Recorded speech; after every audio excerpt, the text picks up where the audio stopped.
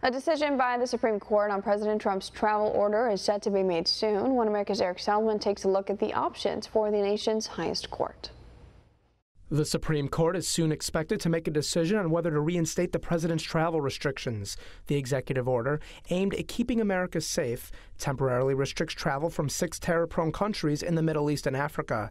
The 90-day halt would allow the administration to thoroughly review the screening procedures of visa applications from Iran, Libya, Somalia, Sudan, Syria, and Yemen.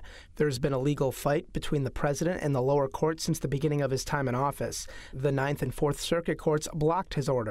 Just a few months ago, the president questioned why the courts would block an order aimed at protecting the American people. But courts seem to be so political, and it would be so great for our justice system if they would be able to read a statement and do what's right. And that has to do with the security of our country, which is so important. Right now, we are at risk.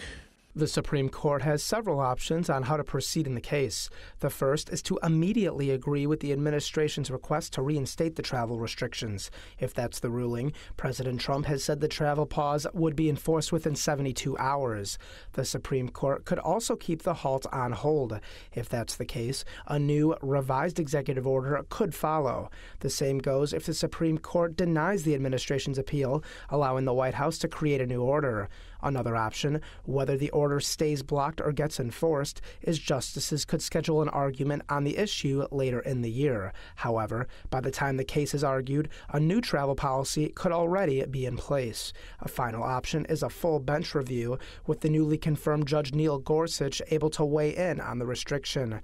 No matter what decision is made, the administration's message has remained the same. The order is for the good of the country. It is the President's solemn duty to protect the American people. And with this order, President Trump is exercising his rightful authority to keep our people safe. As threats to our security continue to evolve and change, common sense dictates that we continually reevaluate and reassess the systems we rely upon to protect our country. Eric Solomon, One America News.